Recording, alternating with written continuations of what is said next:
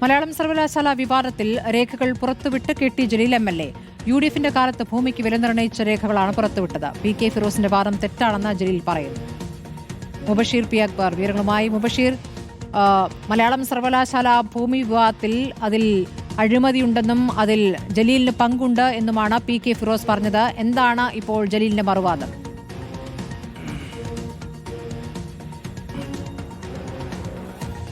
മലപ്പുറം ജില്ലയിലെ തിരൂരിൽ നേരത്തെ UDF സർക്കാർ പ്രഖ്യാപിച്ച മലയാളം സർവകലാശാലയ്ക്ക് വേണ്ടി പിന്നീട് ഏറ്റെടുത്ത ഭൂമിയിൽ അന്നത്തെ ഉന്നത വിദ്യാഭ്യാസ മന്ത്രിയായിരുന്ന കെ.ടി. ജലീൽ കമ്മീഷൻ കൈപ്പറ്റി ചതുപ്പ് നിലമായിട്ടുള്ള പരിസ്ഥിതി ലോലമായിട്ടുള്ള മേഖല സെന്റിന് 10,000 മുതൽ 40,000 മാത്രം വരെ വരുന്ന ഭൂമി 1,70,000 രൂപയ്ക്ക് ഇടത് സർക്കാരിന്റെ നേതൃത്വത്തിൽ വാങ്ങിയതിന് പിന്നിൽ കെ.ടി. ജലീലാണെന്നുള്ളതായിരുന്നു പി.കെ. ഫിറോസ് ആരോപിച്ചിരുന്നത്.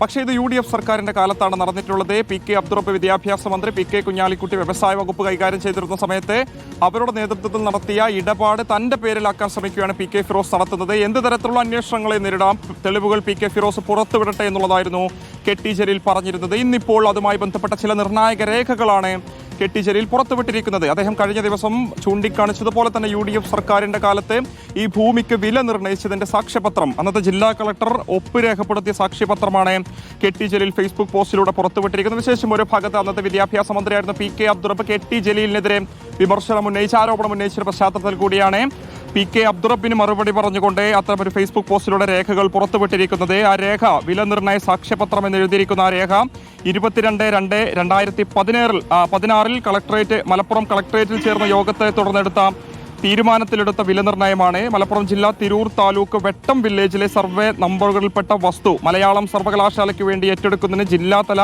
വില നിർണ്ണയ സമിതി യോഗം ചേർന്ന് ഭൂവുടകളുമായി ചർച്ച നടത്തിയതിൽ സെന്റ് ഇവിടെയാണ് നമ്മൾ മനസ്സിലാക്കേണ്ടത്, സെന്റ് 1,70,70,000 രൂപ തീരുമാനിച്ചിരിക്കുന്നത്. അതായത് UDF സർക്കാരിന്റെ കാലത്ത് തന്നെ ഈ തുക തീരുമാനിച്ചിരുന്നെന്ന് ജലീലിന്റെ വാദം അത് അടിവരയിട്ട് ശരിയാണെന്ന് തെളിയിക്കുന്നതാണ് ഈ രേഖകൾ, ജലീൽ തന്നെ പുറത്തുവിട്ടിരിക്കുന്ന രേഖകൾ. അപ്പോൾ സ്വാഭാവികമായിട്ടും ഇനി ജലീലിനെതിരെ പി.കെ. ഫിറോസ് എന്ത് തെളിവുകളാണ് പുറത്തുവിടാൻ പോകുന്നത് എന്നുള്ളതാണ് കാണേണ്ടത്.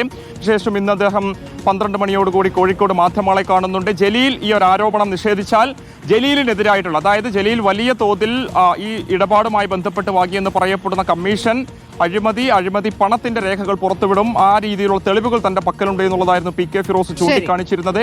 സ്വാഭാവികമായിട്ടും അദ്ദേഹം എന്ത് തെളിവുകൾ പുറത്തുവിടും എന്നുള്ളതാണ് കാണേണ്ടത്. വിശേഷം കെ.ടി. ജലീൽ നിർണായകമായിട്ടുള്ള പല രേഖകളും പുറത്തുവിട്ട പശ്ചാത്തലത്തിൽ സ്മൃതി.